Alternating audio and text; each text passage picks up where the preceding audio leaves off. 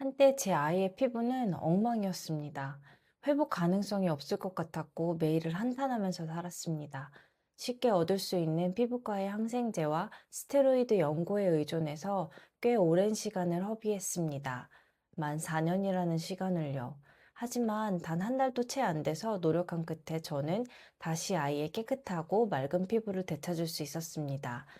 지금 아토피 피부염으로 인해서 피부가 무너지고 회복 가능성이 없다고 느끼시는 분 계실까요? 어디서부터 어떻게 치료하고 관리할지 막막하신가요? 그렇다면 이 영상을 통해 다시 피부 재생과 회복할 수 있는 방법을 알려드리겠습니다. 먼저 꼭 말씀드리고 싶은 건 이건 어디까지나 저희 가족의 경험이라는 점입니다.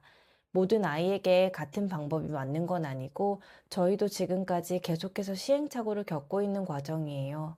하지만 누군가에게 작은 위로나 이 영상이 힌트가 될 수 있다면 좋겠다는 마음으로 이 이야기를 시작해 보려고 합니다. 저희 아이는 21년생 한국 나이로 6살이고 어릴 때부터 아토피 피부염으로 정말 많이 힘들어 했어요. 처음에는 단순히 태열인 줄 알았어요. 목 주변이 조금 붉어지고 얼굴 부분에 여드름처럼 이렇게 오돌오돌 올라오는 정도였거든요. 근데 시간이 지나면서 얼굴에서 목으로 팔, 다리, 배까지 점점 번지기 시작했고, 낮잠은 잘 때 물론이고, 밤잠을 잘 때도 가려워서 잠을 제대로 자지 못했어요. 자는 동안 계속 긁고, 피가 나고, 상처가 생기고, 아침이면 베개에 피부 각질이 떨어져 있고, 피가 묻어 있던 날이 숱하게 많았습니다. 부모인 저희도 너무 힘들었어요. 아이를 볼 때마다 마음이 무너졌고, 대신 아파해주고 싶다는 생각도 들었습니다. 그때 저희가 가장 많이 했던 생각은 하나였어요. 도대체 뭘 어떻게 더 해줘야 되는 건가? 좋다는 보습제를 찾아보고, 비누를 바꿔보고, 입욕제를 바꿔보고, 아토피에 좋다는 음식을 다 찾아봤어요. 인터넷에는 정보가 정말 넘치잖아요. 이걸 바르면 좋아진다. 이 음식이 효과 있다. 이 제품이 유명하다. 같은 정보들을 보면서 계속 무언가를 저희는 추가를 해주려고만 했던 거예요.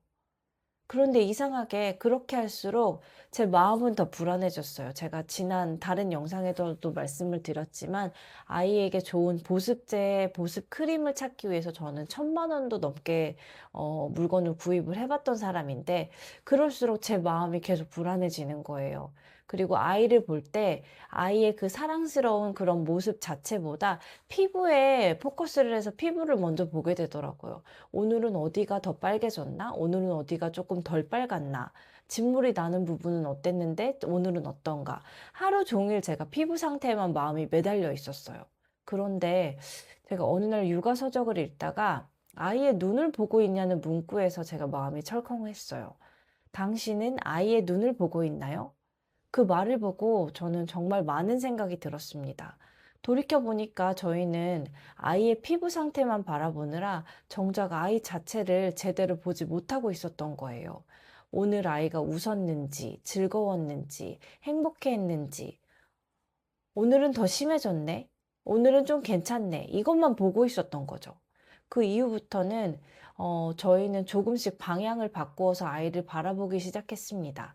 아이의 피부만 보지 않기, 아이를 하나의 사람으로 바라보기, 그리고 아이가 오늘도 웃고 행복해하고 잘하고 살아있다는 것만으로도 감사하자. 그렇게 생각을 했는데요. 사실 저희 아이는 태어난 지 이틀 후에 집으로 돌아와서 하룻밤을 자고 다시 신생아 중환자실로 들어가서 집중치료를 열흘간 받았어요. 그때 저의 마음은 제발 살아만 줘 라는 마음뿐이었거든요.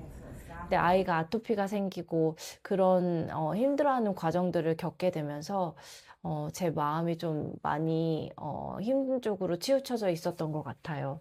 그래서 제가 아이를 바라보는 제 마음이 조금 편안해지면서 아이도 조금씩 안정이 되어가는 느낌이 들었습니다. 음, 그리고 제가 크게 깨달은 게 있었는데요. 저희에게 정말 이거는 중요한 핵심 포인트인데, 아토피는 단순히 무언가를 더하는 것보다 덜어내는 것이 더 중요하다는 것이었는데요. 좋은 것을 계속 찾기 전에 몸에 자극이 되는 거는 없는지, 피부를 더 예민하게 만드는 생활 습관들은 없는지 저희가 돌아보기 시작을 한 거예요. 특히 저희 아이는 스트레스를 받거나 예민해질 때 더 많이 긁는다는 거를 저희가 발견을 했는데요. 그냥 무의식적으로 이렇게 피부를 계속 이렇게 긁고 있더라고요.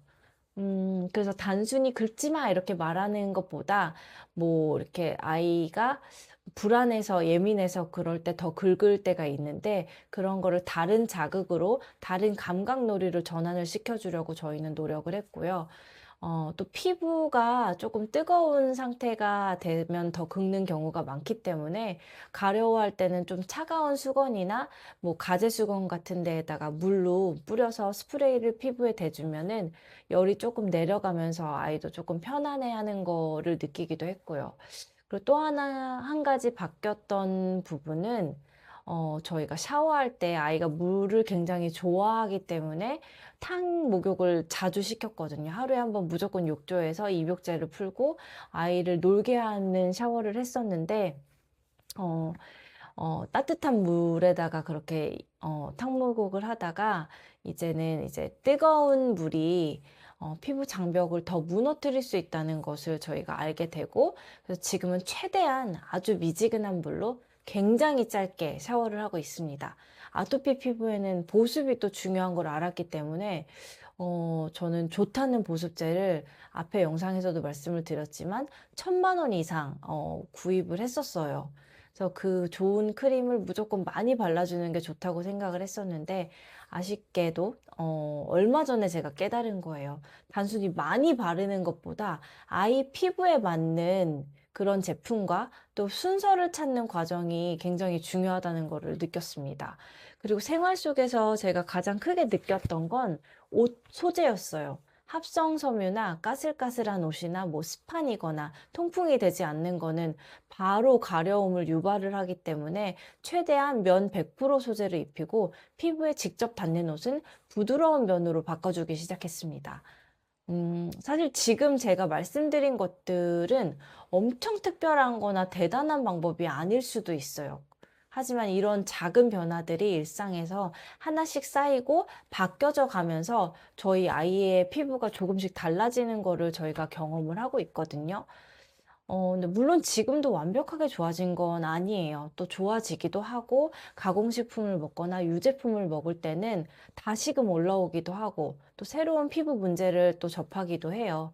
하지만 예전처럼 빨리 낫게 해줘야겠다는 그런 조급함으로 항생제를 먹이거나 스테로이드 연고를 바르는 것보다는, 어, 이제 조금 마음의 여유를 가지고 저희가 아이를 바라보게 되었다는 거죠. 아토피를 겪는 아이를 키우는 부모님들은 아마 다 공감을 하실 건데요. 아이 대신 내가 아파해주고 싶고, 내가 뭘 잘못했나 자책하게 되는 그런 순간들이 많을 거예요. 하지만 너무 스스로를 몰아붙이지 않으셨으면 좋겠고요. 지금도 충분히 아이를 위해 애쓰고 계시고, 그렇기 때문에 이렇게 영상을 또 찾아서 보시는 거라고 생각이 됩니다. 아이에게 가장 필요한 건 완벽한 부모보다 곁에서 함께 버텨주고 있는 부모가 아닌가라는 생각을 해보게 됐습니다. 오늘 이 이야기가 누군가에게는 또 작은 힌트도 될 수 있고, 또 작은 위로가 되었으면 좋겠습니다. 감사합니다.